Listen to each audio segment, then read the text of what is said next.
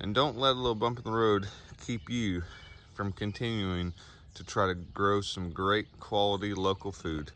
How about a little early morning garden tour? Let's start with the sweet cherries. We've got some cherries on here. There's a few, not a lot. There's one right there. These are Montemorency sour cherries. Got some black bugs on here. Need to come by and do a little spraying later with some Be Safe organic pesticide freeway spray.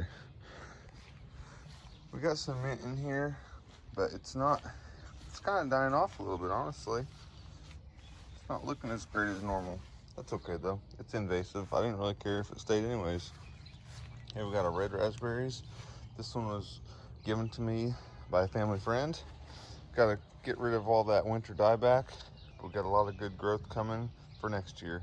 Unfortunately, I don't think we're gonna have much of a crop. We did experience a lot of winter dieback. We lost about 85% of what should have gave us fruit this year.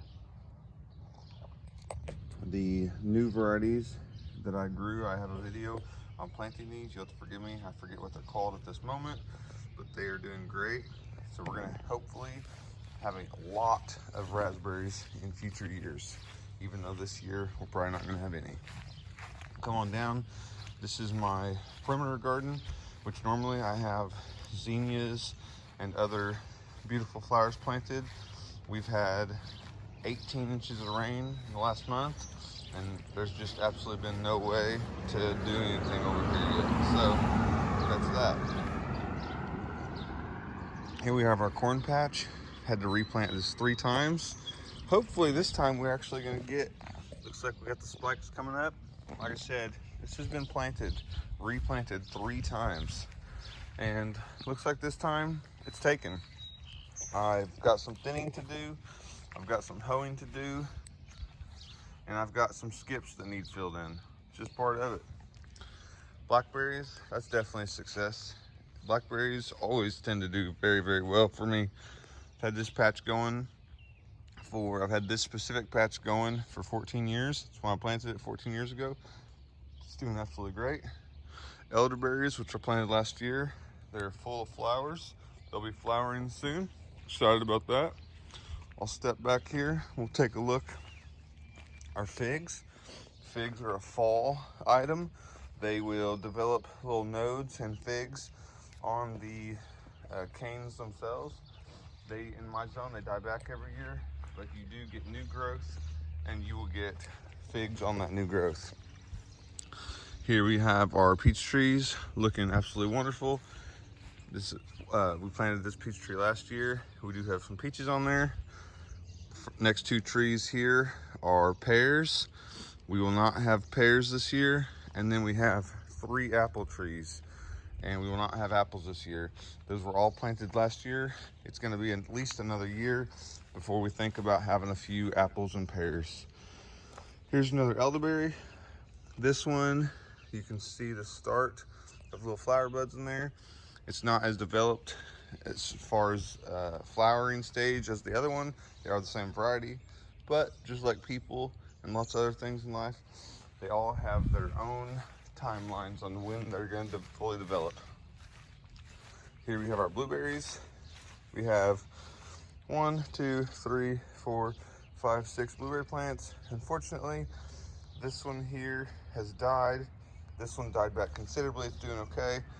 This one here died back considerably. It's gonna make it. This one is thriving. I have some air rooting packets. I'm gonna try to air root some of this plant and try to get some more blueberries started.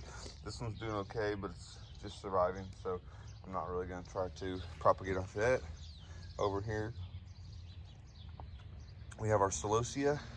We have peppers and radishes. We have some other flowers. I do not remember what they're called, but they're doing okay. I got the seeds from Baker Seeds. I just cannot recall off the top of my head what varieties they are. More celosia. Really looking forward to having tea and lemonade from those celosia plants. And we have a row of tomatoes. With all the rain, we've had to replant tomatoes twice. We had rain and cold nights, unseasonably cold. Even though when you look at the Farmer's Almanac, It'll say that you do have possibilities for late frost. You do have possibilities for hard freezes. In the last 14 years of my life, I have not experienced anything like this. And we've had to replant our tomatoes, like I said, multiple times.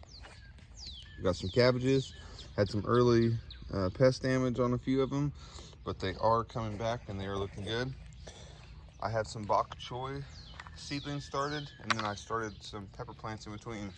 You'll see a lot of the pepper plants are showing a little bit of signs of yellowing. That's just from the excess water from all the excess rain. So here we have zucchini and more peppers. I'm going to be putting a hoop house over these peppers and zucchini today, and that's going to protect them from vine borers, squash bugs, things of that nature. You'll see that I have mulched in leaves that I saved from last year. And let's take a little peek here. I did start another couple squash seeds. They have not come up. I just started those 2 days ago. Give them another day or two and they should be coming up. That concludes the Zone 6B Spring Garden Tour. I know everything, if you compare it to my previous year's garden tours, everything's a lot more delayed than in the past, but every year is going to have its challenges and its differences. Don't let that stop you from trying to garden. If this is the first year you've ever tried a garden, you might think it's not for you, but I promise you, every year's different. Some years will be much more successful than others, and don't let a little bump in the road keep you from continuing to try to grow some great quality local food.